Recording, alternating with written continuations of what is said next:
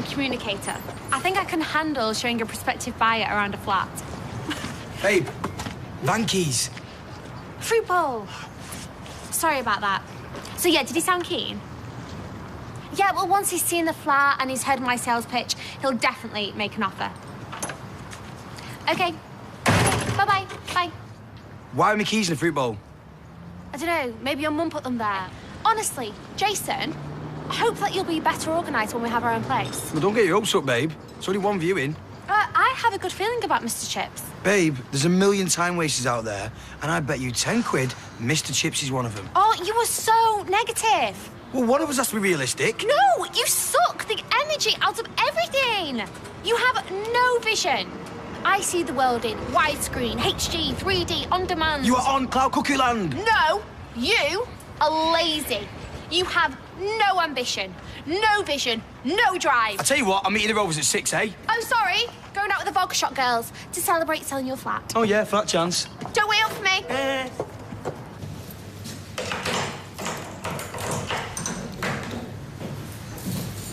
You ready for me? Yeah.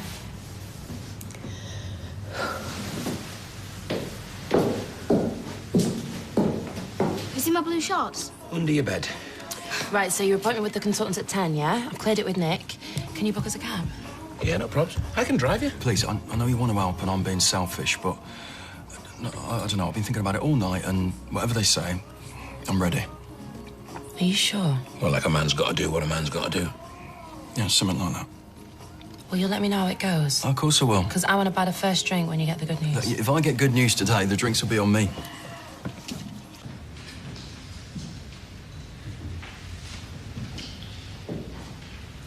Would you please take the book in your right hand and read the words on the card? I swear by Almighty God that the evidence I shall give shall be the truth, the whole truth, and nothing but the truth.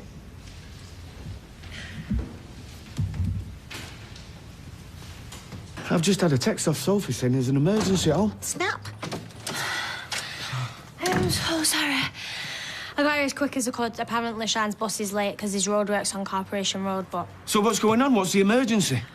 Well, it's not really an emergency. It's just really important, and I couldn't wait till tonight to tell you. OK, so you better sit down, OK? Sophie, just tell us. Me and Shan are getting married.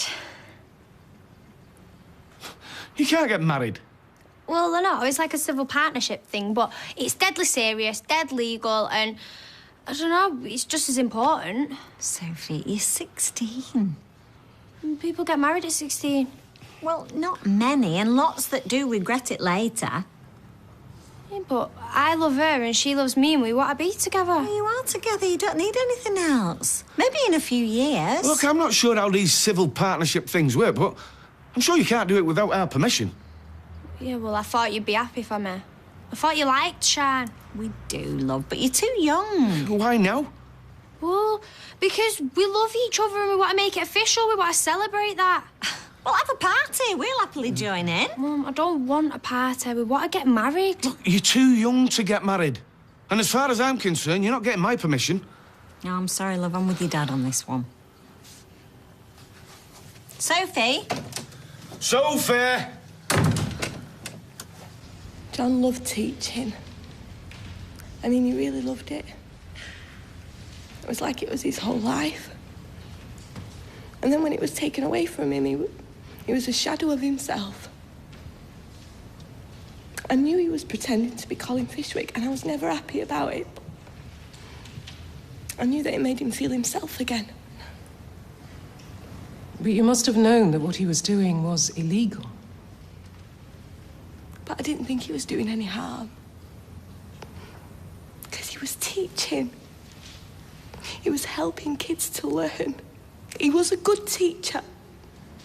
And what about the real Colin Fishwick? I didn't know he was dead. I thought he was in Canada. I had no idea. Not until I walked into that factory and I saw John pulling his body out of a hole in the ground. I didn't know You have to believe me, I didn't know.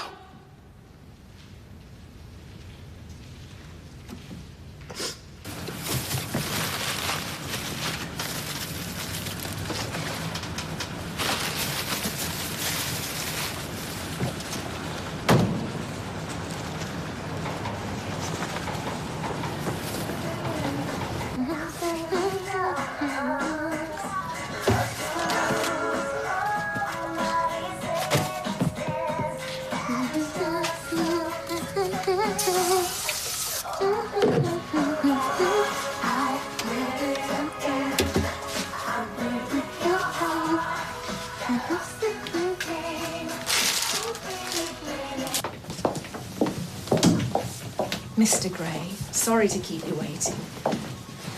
And please, don't worry. This is good news. Good. Yes. I've been through your scan results and consulted with colleagues, and we all agree that the radiotherapy has been successful. What does that mean, successful? Well, look, I can show you. We normally expect radiotherapy to stabilize the tumor, but in your case, we can actually see some shrinkage. This is great news. Yeah, so what happens next? Well, we need to keep an eye on your progress at your next scan, which will be in about 6 months' time. But there'll be no more radiotherapy or any treatment needed at this stage. And that's it? Well, you've responded amazingly well to treatment. You're clearly a very fit and healthy young man. Like I said before, this is good news. You get your life back. Yeah, it's just great. So you discovered your husband standing over the body of a man whose identity he'd stolen, and you did nothing. No. A correction, you didn't do nothing. You did something. You helped him hide the body again. I know I was wrong, but I was worried about Chesney, and I was worried about Hope. I just wasn't thinking properly, and John just kept on at me. I didn't know what to do. You didn't know what to do. Well, you knew what to do when Joy Fishwick died, though, didn't you? You fraudulently claimed Colin's inheritance. Why would you have done that unless you knew Colin was dead? I thought he was in Canada. You knew he was buried under the floor of the factory where you worked. No. So, your husband murdered 3 people and you knew nothing about it. That's the truth. Except you left your brother's birthday party and had plenty of time to be a part of Colin Fishwick's murder. No. And during the chaos and confusion of the tram crash, you had ample opportunity to be a part of Charlotte's murder. No. And you knew your husband was planning to kill Joy Fishwick so that you could claim her inheritance. No, none of that is true. None of it. Is it true, then, that John Stape had an affair with one of his students, one of his own students, and subsequently kidnapped her and held her against her will in his grandmother's house? Yeah, that's true. With all due respect, Mrs. Stape, Mrs. Fishwick, Fiona, Fizz, whichever name you prefer, you knew exactly what type of man you married. I've done terrible things. I've lied. I covered for John. And yeah, I did. I claimed money that wasn't mine, but I never killed anyone. And I never knew anyone had been killed. So who committed these murders? John! It was John who did it! And where is John now? I don't know! Oh, you blame everything on him, yet he's not here to contradict you. Tell the truth, Mrs. Stape. You colluded with identity theft, fraud, and murder. No! It wasn't me! It was John! It was John!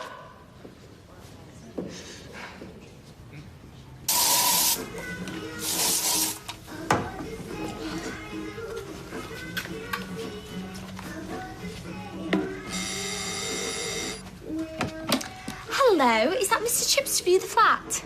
Yes. Okay, come up. Welcome to the flat that you've been dreaming about.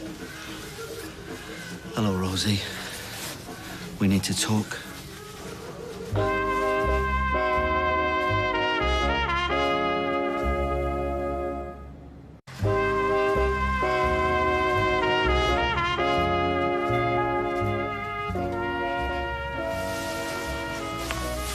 Okay. First things first, this is not a kidnap. I don't want to hurt you. I've got a very important job for you. We need to stop Fizz going to jail. Now, the only way that's going to happen is if the jury hear my side of the story. So you are going to walk into that court and you're going to tell them my side of the story. No. Don't worry. I'll take you through all the details. By the time we've finished, you'll know what happened better than me. Think about it like revising for an exam. I'll teach you to pass with an A star. And then, when we've finished, you and Fizz will both go free. Right, well, we've got a lot to get through, so we really should get started. But if I take that gag off, do you promise not to scream? Good. You're a bright girl. This is your chance to prove it. Okay. Not ready yet. That's fine. We can wait. Mrs. Sullivan, can I take you back to the night of July 30th, 2010? It was the night of Chesney Brown's 16th birthday party. Yes, I remember. Did you see John Stape that night? Yes, I did. It was quite late. Where did you see him? Outside my flat, in front of the factory. He was in a bit of a state. He was having trouble moving an old carpet. A carpet? Yeah, a roll of carpet. Oh, I don't know. It might have been a large rug. I see. And was there anything unusual about this carpet or rug? Well, they tell me Colin Fishwick's body was wrapped in it. I didn't see the body, but it would definitely explain why John was in such a state. And was John on his own? No, his friend Charlotte was helping him. He said she was a work colleague, and he was giving her the carpet. And this would be Charlotte Hoyle? Yes. What about the defendant? Was Mrs. Stape helping her husband dispose of the body in the carpet? No. You didn't see Fiona Stape at all? No. She was at Chesney's birthday party.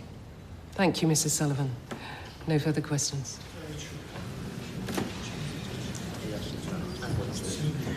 Seventh time lucky. You agree to help me? Get a drink of water. You scream again, you stay thirsty. Understand?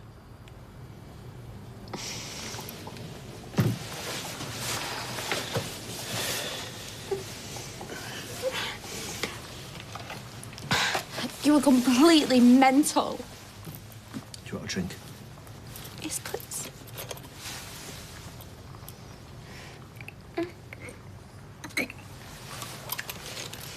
I've got more treats. Sweets, chocolate bars, cereal bars. We can have a midnight feast later when we've done some work. Why do I have to do this? Why me? Why? I thought that'd be obvious.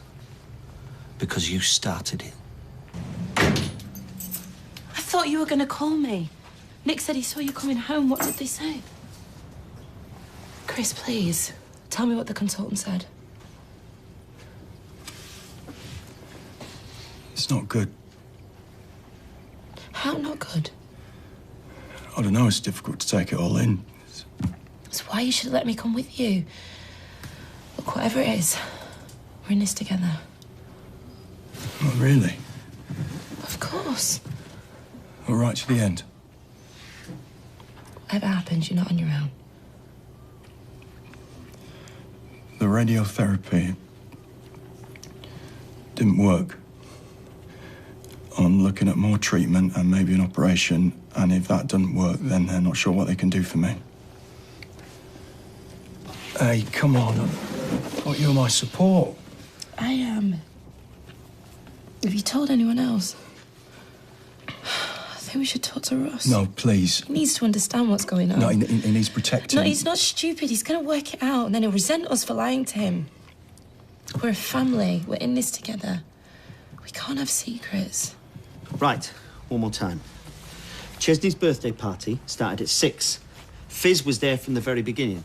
I was supposed to arrive later, but first, Charlotte came round, and then Colin turned up about 8. Now, there were 3 phone calls where Fizz phoned to find out where I was. The phone records will prove exactly when these took place and will also prove that Fizz couldn't have been in the house when Colin collapsed. Is this going in? Yeah. What time did Chesney's birthday party start? Oh, come on, you need to concentrate. We haven't even started on the other 2 murders. Well, why do I have to do this? Why didn't you just confess to the police that you killed everyone? First, I only killed Charlotte. Colin and Joy died of natural causes. I just happened to be there. And second, I can't go back to jail. Why not? That's where you should be. I know, but I can't. I wouldn't cope. I couldn't cope. You don't know what it's like. I'd rather die than go back there. And that's why you have to do this. Not for me, but for Fizz. I might be guilty, but she isn't. Now, let's go back to the night Colin died. Well done. Please take the book in your right hand and read the words. I just told the truth. Not believable, credible. You were clear, precise, and lucid. Not at all doddery. He looks dead nervous. No, he'll be fine. Would you state your name for the record, please? Chesney Brown. You are the brother of Fiona Stape, the defendant. Yes? And you lived at number 5 Coronation Street with Fiona and John Stape for over 2 years. That's right. Chesney, do you think your sister's a murderer? Miss Tabor! I know she's not. She's not capable of doing something like that. But she is, by her own admission, capable of lying, of deception, of fraud even. She had a premature baby in an incubator and an husband in the psychiatric ward. She was desperate. She's admitted everything she did wrong, but deep down, she's a good person. The best. Let me ask you about John Stape. We've all heard how he kidnapped you and Dorothy and Alan Hoyle and held you captive in their cellar. That's right. Whilst you were there, did you hear John Stape confess to the killings of Charlotte Hoyle and Joy Fishwick? Yes, I did. And I saw Fizz's face when he said it. She had no idea. What makes you say that? She loved him. She thought he was a decent bloke. When he admitted he'd killed people, it was like a punch in the face. There's no way on earth she knew what he'd been up to.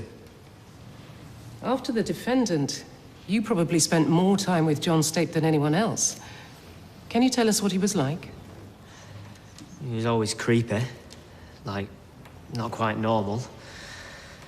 As time went on, he got more and more jittery, moody, angry. He'd snap at you for no reason. He was a liar and a bully, and he forced Fizz into helping him. Fizz never harmed anyone. He's the criminal, and he's the one who should be on trial for murder, not her. This is a diagram of the street. This is where the tram crashed. Now, I took Charlotte's body down the back of the ginnel, behind the corner shop, and I threw the hammer over the wall. You threw it over the wall? That's right. And I went back for it later. Why did you kill Charlotte? Because she was going to tell Fizz about Colin. And she had this mad obsession with me. I had no choice. I was going to confess, but everybody assumed that she'd been injured in the tram crash. But it's on here, actually, there. That's where the paramedics took over and found that she wasn't actually dead. She wasn't dead? No. They put her on a life support machine in the same hospital as Fizz was giving birth to Hope. I keep asking myself how my life got so out of control. Do you want to know the answer? Yeah. You. You and your short skirts and your silly schoolgirl crush on a weak-minded English teacher. What are you going to do?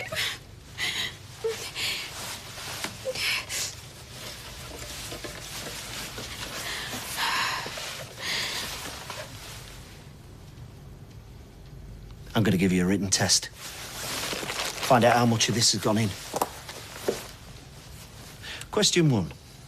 Where was Fizz when I was burying Colin's body with Charlotte? Write the answers on the paper. So, Chesney, you knew Fiona was planning to fraudulently claim Colin Fishwick's inheritance? She was desperate to help Hope. She had no money. She needed help. Couldn't you have helped her? I did everything I could. But it wasn't enough. A few quid here and there, it's not £72,000, is it? No, she never knew how much money it'd be. She just wanted enough to get by. Seems like a very risky plan. Like I said, she was desperate. Unless, of course, she knew that the real Colin was dead and was never going to turn up to contest the will. She didn't know. How do you know she didn't know? Because I know her. Your loyalty is very admirable, but I suggest you may not know your sister as well as you think you do. Look, I know her, and I know she's innocent. Well, not entirely. Even you have agreed that much. Tell me this, though. If you knew Fiona had committed fraud, why didn't you go to the police to report this crime? Because she's my sister. And you'd do or say anything to protect her, wouldn't you? Yes. Even though you knew she was guilty. Because that, Chesney, is exactly what you're doing now. No, I'm telling the truth. Thank you. No more questions.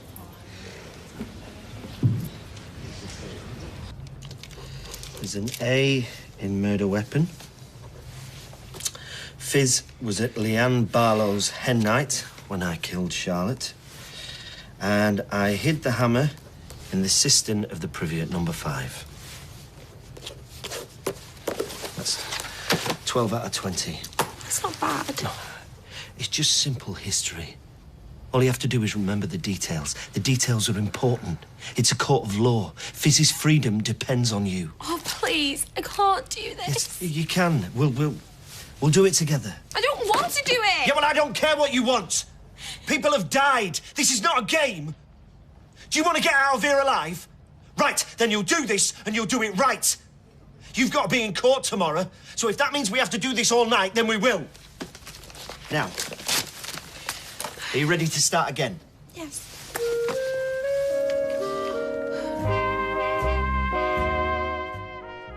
Poor Rosie. So will John's plan to get Fizz off the hook really work? Actor Graham Hawley reveals what's in store later this week at itv.com/Corrie.